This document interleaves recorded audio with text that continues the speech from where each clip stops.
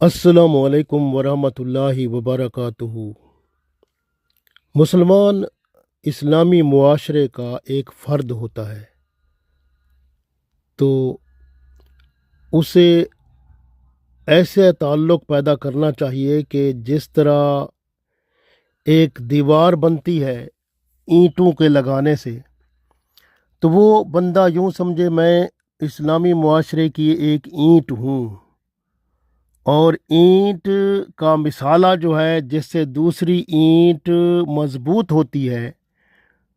یعنی سیمنٹ سمجھ لیں، اس طرح وہ اچھے اخلاق اور آپس کا اچھا سلوک ہے۔ اس طرح سے جب کوئی جوان بوڑھے شخص کی عزت کرتا ہے، احترام کرتا ہے، تعظیم کرتا ہے، تو وہ بوڑھا شخص اس کو دعا دیتا ہے، اور اس کی دعا جوان جو بچہ ہوتا ہے اس کی زندگی سنوار دیتی ہے۔ اس طرح سے اسلامی معاشرے میں بوڑھوں کی عزت افزائی اور خدمت کرنا، ان سے پیار محبت سے پیش آنا، ان کی تعظیم کرنا، یہ ضروری ہے۔ ترمذی شریف میں حدیث ہے، رسول اللہ صلی اللہ علیہ وسلم فرماتے ہیں، جس جوان نے بوڑھے شخص کی اس کے بڑھاپے کی وجہ سے تعظیم و تکریم کی، اللہ تعالیٰ اس کے بڑھاپے کے لیے ایسے شخص کو مقرر کرے گا جو اس کی تعظیم و تکریم کرے گا۔ یعنی آج آپ کسی بوڑھے شخص کی مدد کریں گے تو آپ جب بوڑھے ہوں گے تو اللہ تعالیٰ آپ کے لیے کوئی ایسا شخص بنا دے گا جو آپ کی خدمت کرے گا۔ اگر کوئی شخص نہیں ہوگا تو اللہ آپ کے لیے کوئی فرشتے کی ڈیوٹی لگا دے گا، تو آپ کی خدمت ہوتی رہے گی۔ تو خدمت کرنا معاشرے میں محبت بڑھاتا ہے، اور یہ محبت، اخلاق، پیار جو ہے یہ معاشرے میں مضبوطی لاتا ہے، اتفاق، اتحاد اور پیار محبت خلوص کو بڑھاتا ہے۔ اسی طرح سے آپ اللہ تعالیٰ کی محبت کے لیے مخلوق سے محبت کرو، کیونکہ اللہ تعالیٰ اپنی مخلوق سے محبت کرتا ہے۔ اللہ تعالیٰ جیسا اخلاق بناؤ، تخلقوا باخلاق اللہ، یعنی اللہ کے اخلاق جیسے ہیں، اللہ جس طرح مخلوق سے پیش آتا ہے، آپ بھی مخلوق کے اوپر مہربان ہو جاؤ تو اللہ تعالیٰ آپ کے اوپر مہربان ہو جائے گا، آپ کے اوپر کرم فرمائے گا۔ آپ اللہ کے لیے ہی کسی سے راضی رہو اور اللہ کے لیے ہی کسی سے ناراض ہو جاؤ، کیونکہ اللہ جو ہے، جو چیز اللہ کو پسند ہے وہ آپ پسند کرو، اور جو اللہ کو ناپسند ہے اس کو ناپسند رکھو۔ پھر اس طرح ہی ہوگا نا کہ اللہ کی دوستی آپ کے ساتھ مکمل ہو جائے گی، اور معاشرے میں جو ہے وہ محبت اور اتفاق، اتحاد پھیل جائے گا، جس میں اللہ کی دوستی، تعلق بڑھ جائے گا۔ اسی طرح سے جب ایک مسلمان کو ضرورت ہو مشورے کے لیے، دوسرے مسلمان کے پاس جائے، اس لیے کہ جب حدیث شریف میں آتا ہے، جب کوئی مسلمان اپنے مسلمان بھائی کی ملاقات کے لیے ارادے سے یعنی گھر سے نکلتا ہے تو اس کے پیچھے 70,000 فرشتے ہوتے ہیں جو اس کے لیے دعا اور استغفار کرتے ہیں اور کہتے ہیں، اے پروردگار، اس شخص نے تیری رضا کے لیے اپنے مسلمان بھائی سے ملاقات کی، تو اس کو تو رحمت اور شفقت سے ملا دے۔ تو اس کو پھر اس بندے کے اندر رحمت اور شفقت پیدا ہو جاتی ہے، اور اللہ کی رحمت اس کے شان حال میں شامل ہو جاتی ہے۔ تو آپ یاد رکھیں کہ ایک دوسرے کے ساتھ محبت، پیار کرنا، خلوص رکھنا، اور ایک دوسرے سے ملنا، ایک دوسرے سے مشورہ کرنا، اور اس طرح سے اللہ اور اس کے رسول صلی اللہ علیہ وسلم کی قربت نصیب ہوتی ہے، اور معاشرے میں بھی مضبوطی پیدا ہوتی ہے۔ اسی طرح سے آپ دیکھیں کہ جو مومن ہوتا ہے نا، وہ دوسرے مومن کا ایک آئینہ ہوتا ہے، کیونکہ اگر آپ کو کسی مومن بھائی میں کچھ نقص نظر آئے، کوئی عیب نظر آئے، تو آپ اس کی اصلاح کرو۔ یہ نہیں ہے کہ اس کو سب کے سامنے بتاؤ، بلکہ آپ اس کی اصلاح اس طرح کرو کہ اس کے پاس جاؤ، اس کو کہو کہ میرے اندر یہ خرابی تھی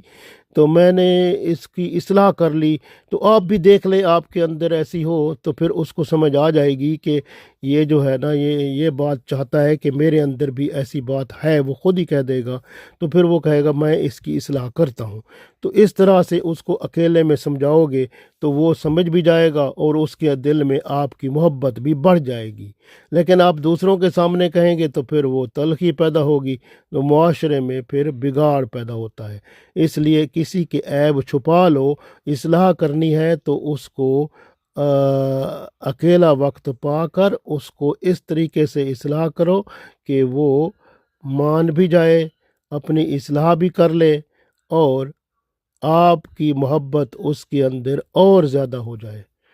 حدیث شریف میں آتا ہے، بخاری شریف میں، کہ مومن اپنے بھائی کا آئینہ ہوتا ہے، جب کوئی عیب اس میں دیکھتا ہے تو اس کی اصلاح کی طرف متوجہ ہوتا ہے۔ ماشاء اللہ۔ تو اسی طرح سے آپ دیکھیں کہ جب آپ کسی مسلمان بھائی کے لیے اپنے دل میں محبت پیدا کرتے ہیں، اس کے کسی اخلاق کی وجہ سے، اس کی اچھی عادتوں کی وجہ سے، تو آپ اس کو بتا دیں کہ میں آپ سے محبت کرتا ہوں کیونکہ آپ میں اللہ تعالیٰ نے یہ اچھی باتیں رکھی ہیں، تو دعا کریں میرے اندر بھی پیدا ہو جائیں، تو پھر وہ بندہ بھی آپ سے محبت کرنا شروع کر دے گا، اور اس طرح معاشرے میں محبت، پیار، خلوص پیدا ہو جائے گا۔ اور ترمذی شریف میں حدیث ہے کہ جب آپ اپنے بھائی کو دیکھیں تو دیکھ کر مسکرا دیں تو یہ بھی صدقہ ہے۔ تو گویا مسلمان بھائی دوسرے مسلمان بھائی کو دیکھ کر مسکرائے تو یہ صدقہ ہے، اور اللہ تعالیٰ اس کو بہت بڑا اجر دیتا ہے۔ اللہ تعالیٰ کی نظر میں سب سے بدترین شخص وہ ہے جو بد زبانی اور فحش کلامی کرتا ہے، اور اس کی وجہ سے لوگ اس سے دور رہتے ہیں، کیونکہ وہ جب بھی بندہ کوئی ملے تو وہ اس کو بد کلامی اور برے الفاظ جو ہے اس سے نکلتے ہیں، تو وہ دوسرے بندے اس سے ملنا بھی چھوڑ دیتے ہیں۔ تو اس طرح سے بخاری شریف اور مسلم شریف میں حدیث ہے، رسول اللہ صلی اللہ علیہ وسلم فرماتے ہیں کہ اللہ تعالیٰ کی نظر میں بدترین شخص قیامت کے روز وہ ہوگا جس کی بد زبانی اور فحش کلامی کی وجہ سے لوگ اس سے ملنا چھوڑ دیں۔ تو آپ یاد رکھیں، کبھی بد کلامی نہ کریں، کبھی کسی سے زیادتی نہ کریں، ظلم نہ کریں، اور